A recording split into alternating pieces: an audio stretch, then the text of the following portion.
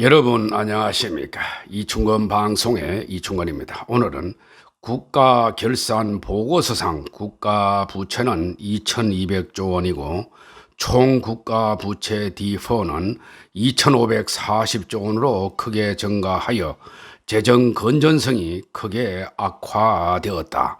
그리해서 전국민 1인당 4,300만 원씩의 빚을 지고 있다라는 내용을 가지고 말씀을 드리겠습니다. 방송에 앞서 아직 이충건 방송의 구독자가 아닌 분은 동영상 아래 구독과 좋아요를 눌러주시기 바랍니다. 방송 제작에 큰 힘이 됩니다. 작년 나라 빚이 사상 처음으로 2,000조 원을 넘어 2,200조 원에 육박한 것으로 집계되었습니다. 이는 전 국민이 1인당 4,300만 원씩 빚더미를 떠안고 있다는 뜻입니다.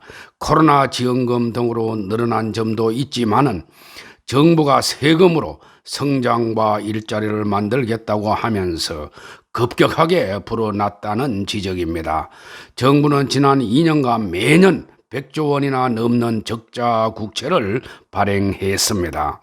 저는 작년 4월 11일 이충건 방송 187회차 방송에서 이미 예측하여 방송했습니다.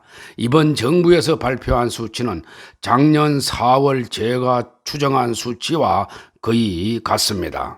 4월 5일 정부가 국무회의에서 의결한 2021 회계연도 국가결산 보고서에 따른다면 지난해 국가 부채는 전년보다 214조 7천억 원이 증가한 2196조 4천억 원에 달했습니다. 국가 부채는 문재인 정부 출범 전인 2016년과 비교하면 763조 3천억 원이나 증가했습니다. 국가 부채가 GDP를 앞선 것이 2020년에 이어서 두 번째입니다. 2020년에는 59조 원이 더 많았는데 작년에는 140조 원 많아져서 간격이 더 벌어졌습니다. 공무원과 군인연금 등 연금 충당금 부채가 포함된 비확정 부채는 1378조 2천억 원으로 114조 1천억 원이 증가했습니다. 이는 문정부 들어 공무원 수가 크게 증가한 데 원인이 있습니다.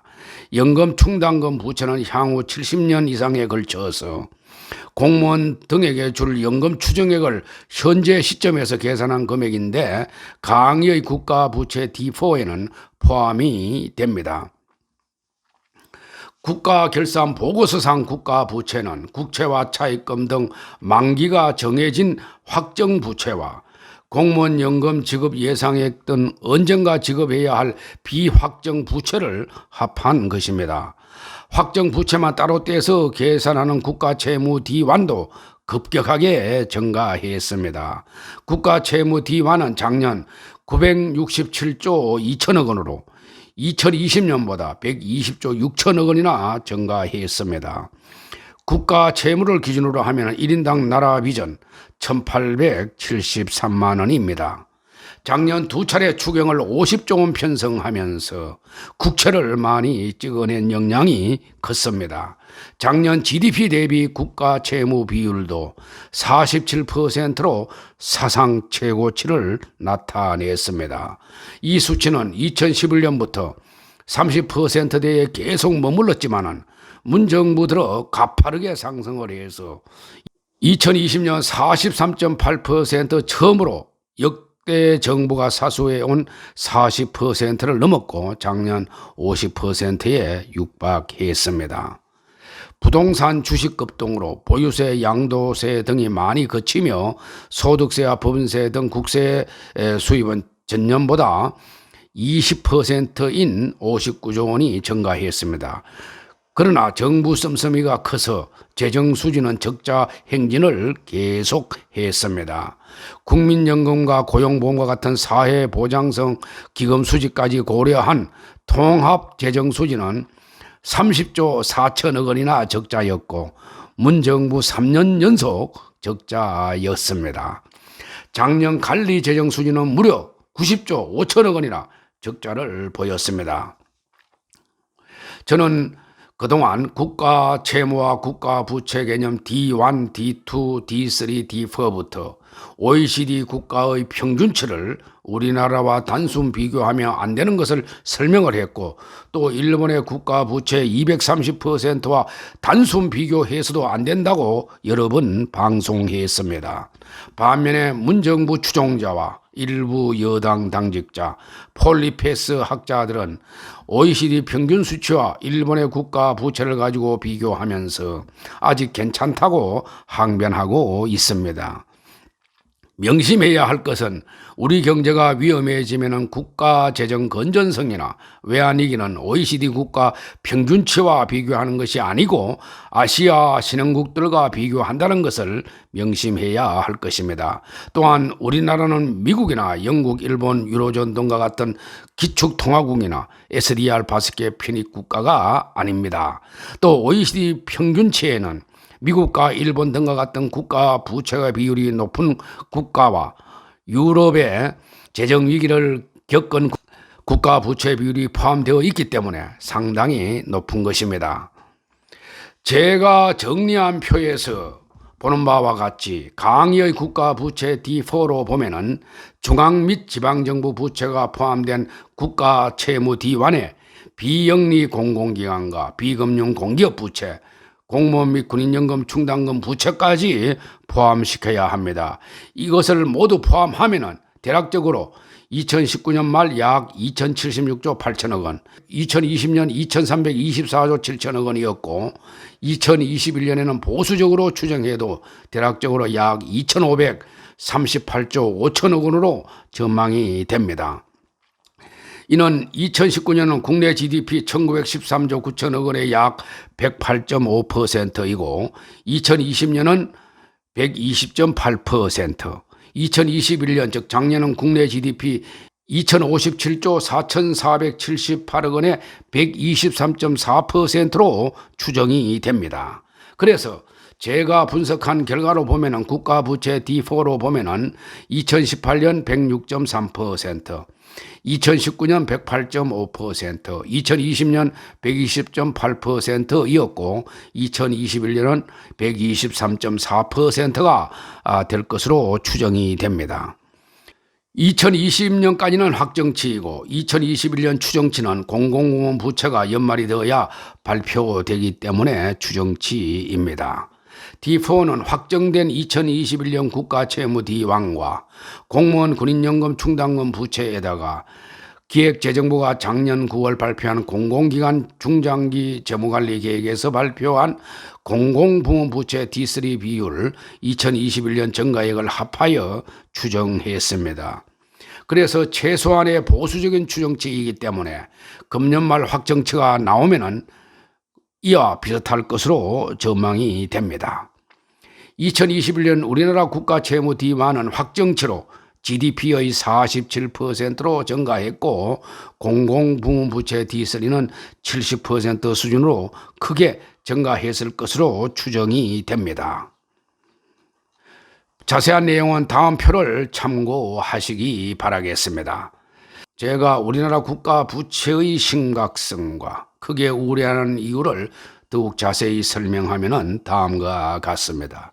첫째, 문정부들의 국가 부채 증가 속도가 상당히 빠르다는 것입니다. IMF 즉 국제통화기금은 작년 발표한 재정 모니터 보고서를 보면은 2020년에서 2026년까지 우리나라는 선진국 35개 국가 중에서 일반 정부 부채 D2 증가 속도가 2위로 빠르다고 전망하면서 우려했습니다. IMF도 작년 우리나라 국가 부채 증가 속도가 빠르다고 두 차례나 경고했습니다. 둘째, 재방송 184회차에서 방송한 바와 같이 우리나라는 해방 이후 2016년까지 국가 부채는 627조 200억 원이었습니다. 문정부 국가 채무 D1은 2022년 1068조 3천억 원으로 추정되어 약 440조 원이나 증가할 것으로 전망이 됩니다. 이는 627조 원의 70.3%나 되는 큰 금액입니다. 또 작년 12월 3일 국회에서 확정한 2022년도 예산안에 따른다면은 2022년 국가 채무는 2021년보다 108조 4천억 원이 늘어난 1064조 4천억 원으로 전망을 했습니다. 문재인 정부가 출범한 2017년 660조 2천억 원이었던 나라 빚이 5년 만에 404조 2천억 원이나 늘어나게 되는 것입니다. 급격한 확장 재정 기조를 맞추기 위해서 적자 국채를 적극 발행했기 때문입니다. 부채 관리는 하지 않고 현금성 포퓰리즘 정책으로 국가 부채를 크게 증가시킨 것입니다.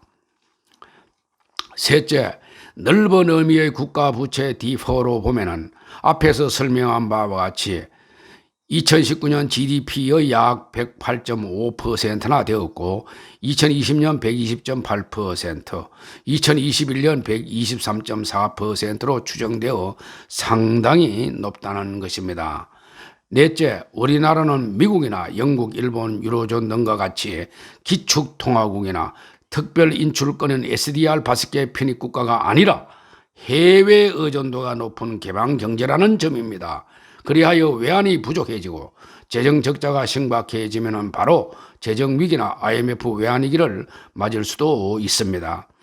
EU 국가는 유로화가 SDR 바스켓에 포함되어 있어 기축통화 수준인데다 EU의 울타리가 있고 유럽중앙은행적 ECB가 있어서 한 국가가 위험해지면 타 국가와 연계되어 있어 어느 정도 지원을 받을 수가 있습니다. 다섯째, 일부 폴리페스 학자는 국가 부채의 증가 속도는 보지 않고 국가가 어려울 때 재정을 지출해서 경기를 활성화시키고 나중에 세금으로 회수하면 된다고 합니다. 문 정부는 이런 사이비 학자들의 이야기를 듣고 5년 동안 계속 돈을 풀어서 국가 부채를 크게 증가시켰습니다. 문제는 현실 경제가 그대로 되지 않는다는 것입니다. 그것은 문정부 5년 동안 국가 부채가 감소는커녕 계속 큰 폭으로 증가왔다는 사실이 증명하는 것입니다. 국가 부채는 크게 증가시켜 놓았지만은 재정 팽창의 결과는 초라합니다. 공공 일자리를 창출한다면 막대한 정부 세금을 투입했지만은 알바 내지 임시직 일자리 창출 등에 지나지 않았습니다. 저는 문정부와 같은 현금성 위주의 포퓰리즘 정책으로는 산업 생태계가 살아나거나 경제가 살아나기 어렵다고 봅니다. 특히 기업들을 계속 옥죄는 정책을 남발하면서 경제가 살아나기는 어렵다고 봅니다. 문정부와 같은 경제 정책으로는 경기 활성화는 미미하고 국가 부채만 증가할 가능성이 높다고 봅니다. 그래서 문제가 있다는 것입니다. 문정부 추종자와 여당은 우리나라 국가 부채 비율은 OECD 평균에 비해서 비율이 낮아 괜찮다는 이야기를 하는 사람이 있는데 이는 상기와 같은 이유로 잘못된 것입니다.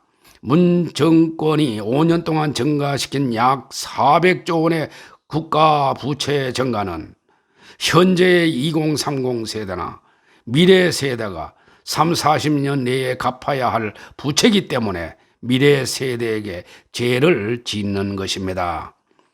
국제통화기금 IMF는 우리나라 GDP 대비 국가 채무 비율이 2024년에 60%를 넘고 2026년 말 66.7%로 주요 35개 선진국 중에서 국가 채무 증가 속도가 가장 빠를 것으로 예상을 했습니다.